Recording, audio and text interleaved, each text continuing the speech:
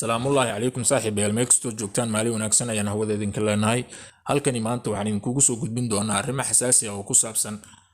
eedeysanayaashii loo haystay kiiskii marxuum Xamdi Faarax, taas oo dil iyo kufsi isugu jiro loogu geystay magaalada Muqdisho. Eedeysanayaasha kiiskan loo soo xiray oo gaaraya ilaa 12 ruux ayaa mid ka mid ah qirtay, kaas oo laga soo qabtay magaalada Cadaado ee gobolka Galgaduud. Arrinta soo korortay ayaa ah in kiiskan loo gudbin doono maxkamadda gobolka Banaadir, taas oo laga yaabo inay sii deyso ama raggan ay qaab damiin ah ku sii deyso.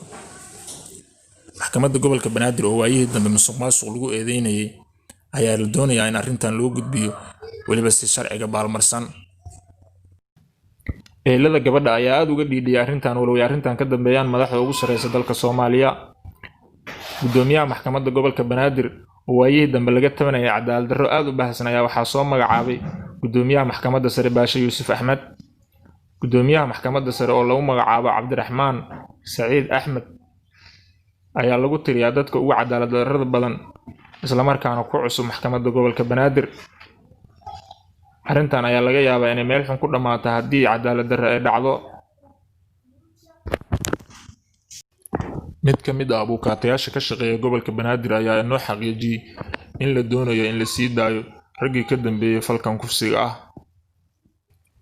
Ehelada marxuum Xamdi ayaa sheegay in arrintan haddii cadaalad lagu dhameyn waayo ay geysan doonaan aarsi mucjiso ah, isla markaana ay mid u yaqaaniin ehelada iyo dadka falkan geystay. Waxaa laga cabsi qabaa in aarsigoodu soo degdego haddii arrintan cadaalad laga sameyn waayo. ma kula tahay in maxkamadda gobolka Banaadir cadaalad sameyn doonto? anigu gabadha waas naqaanay saaxiibo ahayn haye subax hore jimaayo soo wacday maanta asaragna dhahday haye suuq bakaara soo aadaa anigu saxaabada jooga ayaa dhahay oo af garanay markii 6 saac saacad laga baxo uma balanay haye markii dowr laga baxan xaafadada ka tagay kaara tagay meel bakaaro oo ku mirnay inta jaamacad waa bixiyay haye oo qalmeys lahayn haye kadib waa ka tagay waxa ay tarabiyaan haye tarabiyaan waxa joogay anagu saaxiibana ma yaska naqaara joogay haye